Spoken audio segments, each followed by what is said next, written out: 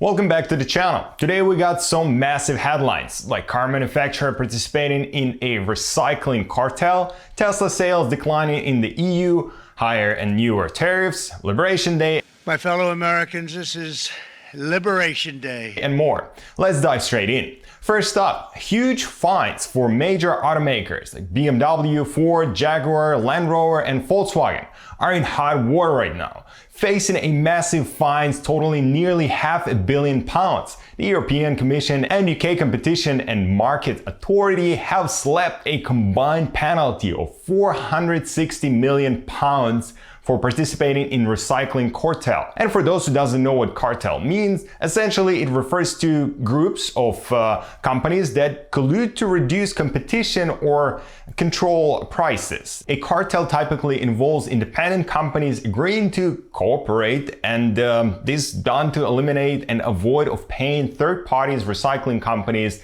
in particular instance. Authorities claim these automakers manipulated recycling costs and mislead consumer with exaggerating green claims. The investigation found that the manufacturers coordinate recycling charges, artificially inflating consumer prices while undermining environmental efforts by overstating their vehicle recyclability. This scandal comes at a time when automakers are under increased pressure to reduce their environmental impact and maintain consumer trust. Teresa Ribera, Executive Vice President for Clean, Just and Competitive Transaction, stated, quote, "Today we have taken firm action against companies that collude to prevent competition on recycling. These car manufacturers coordinated for over 15 years to avoid paying for recycling services by agreeing to not compete with each other on advertising the extent to which their cars could be recycled, and by agreeing to remain silent on recycled material used in the new cars," end quote. All in all, this is not for the first time that something like that happening. For example, BMW and Volkswagen Group were lowering their numbers for diesel engine emission. If I'm not mistaken, this happened around 2015 and they were fined billions of dollars, but they are still doing it. So it means the risk is justified.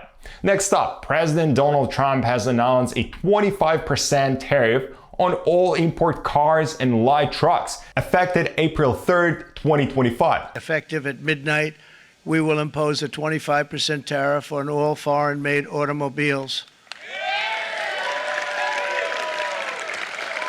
This move aims to bolster domestic manufacturing and address trade imbalance. The tariffs applies to passenger vehicles, including sedan, SUV, crossover, minivan, cargo vans, and light truck, as well as key automobile parts such as engines, transmission, powertrain parts, and electric components. The administration suggests that these tariffs will revitalize US manufacturing, reduce the trade deficit, and lower national debt. And today we're standing up for the American worker, and we are finally putting America first. However, critics warn of potential disruption to the global automotive supply chain, increased consumer prices, and strained international relationships. Analysts anticipate that the tariffs could rise average US vehicle price by approximately 11 to 12%, potentially leading to slowdown in economic growth.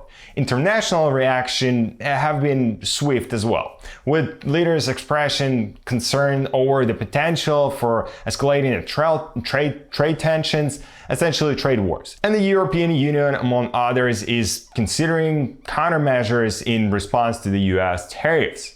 As a side note, there are lots more which I'll cover briefly. President Trump has also announced a 20% tariffs on all imports from the European Union, effective April 9. On April 2nd, Trump declared, quote, "Liberation Day," emphasizing the need to address what he perceived as unfair trade practices by foreign nations. At White House conference, the president unveiled a color-coded chart detailing the new tariff rates for various countries, with the EU among the primary targets. The United Kingdom faces a 10% tariff, while China and Japan are subject to 34% and 24% tariff, respectively. Trump asserted that these measures are the response to countries imposing, quote, non-monetary barriers on the US. You know, you think of European Union, very friendly. They rip us off. It's so sad to see. It's so pathetic. In addition to these specific tariffs, the administration is establishing a universal baseline tariff of 10% applicable to all countries. Trump addressed for Asian manufacturing directly. If you want your tariff rate to be zero, then you build your product right here in America, because there is no tariff if you build your plant, your product in America.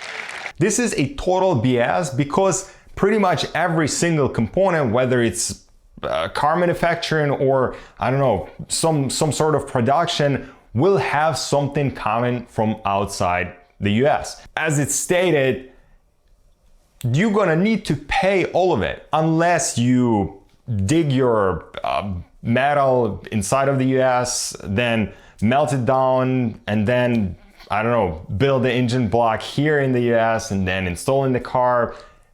Everything got to be done here. Nothing can be shipped outside of the country, and potentially consumer will be paying for that. However you say, there is not going to be a 0%. There is no such a thing. Even the Tesla itself does not produce every single component inside of the US. Are they going to be paying tariffs for that? Or are they immune to pretty much anything? In any case, next story is actually about the Tesla. The sales are going really down in the Europe. Tesla might be feeling the heat in the Europe, as recent reports show another slump in the sales, especially in key markets like Germany, France, and Netherlands. Despite previously dominating the European EV market, Tesla is now facing intense competition from Chinese EV brands like BYD and NIO, which offers more affordable pricing and newer models with compatible or even better technology. Additionally, controversies surrounding Tesla CEO Elon Musk, particularly his outspoken opinion on social and political issue, appears to be negatively influencing public perception and consumer purchasing decisions. These combined pressures highlight the challenges Tesla faces in retaining its foothold in a rapidly evolving European market, where consumer expectation and opinion continue to diversify. Automotive analyst Mark Field says, quote, "Tesla must adapt quickly. Europe's EV market is evolving fast, and brand loyalty alone won't sustain them anymore," end quote. To that point, there's definitely no loyalty to Musk. He made his choice, and good for him. But the public will not follow such a person. He ended up being a joke, and this is only a matter of time until he destroyed the company or be kicked out from Tesla board of directors. Meanwhile, General Motors is enjoying a strong start to 2025, with first quarter US sales skyrocketing by nearly 17%. The strong demand for Chevrolet Silverado pickups and crossovers SUVs like the Chevrolet Equinox has powered this impressive growth. GM CEO Mary Barrett stated proudly, quote, "Our customers are clearly responding to our commitment to quality, innovation, and value. We expect this moment to continue through the year." It might be that GMs have prepared for what is happening to the market, and it seems like it's a great start to the year ahead. Or it might be just that the tariffs that spooked most of us and forced consumers to buy a car without thinking too much. So what happened next is gonna be a big hit to every manufacturer, but since GM is 17% up, it's gonna be less of a climb for the company to adjust to the tariff, but it still be a bit of a struggle.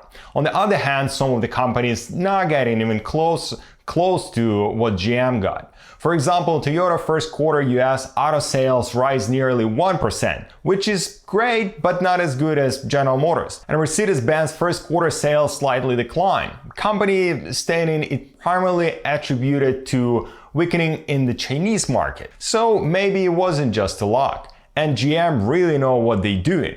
Final story, a tragic event for tech giant Xiaomi automotive division. Shares plummeted sharply after a fatal crash involving their recently released SU7 electric SUV. The accident occurred on the expressway in China's Anhui province. Hopefully I spelled it correctly. Probably not. Reportedly involving a malfunction in the vehicle autonomous driving system. Initial reports suggest that the vehicle failed to recognize an obstacle, a concrete barrier, leading to a collision that resulted in the tragic loss of life. You can see from this footage the car actually catch on fire afterward and basically burned 3 people inside of the car. This incident has raised significant concerns over the safety, reliability, and readiness of Xiaomi's EV technology for mass market use. The company's automotive ambitions are now under intense scrutiny, highlighting broader challenges faced by tech companies entering the competitive and highly regulated automotive industry. Xiaomi quickly responded, promising a thoughtful investigation. Xiaomi CEO Lei Zheng. So basically, this incident underscores the ongoing challenges automakers facing when entering the highly scrutinized electric vehicle market. One way of thinking is that the tech companies generally understand that they have great technology and can make a really functional car with the tech they have. But main problem is that they don't have the experience with manufacturing the actual car. And AI can really calculate everything. So we still heavily rely on trials and errors. So hopefully this is the last time we hear coverage like this one. That's your automotive update of this week. Let me know your thoughts on these stories in the comment below, and don't forget to hit that subscribe button and ring the bell to stay updated. Until the next time, drive safe and stay curious. Curious.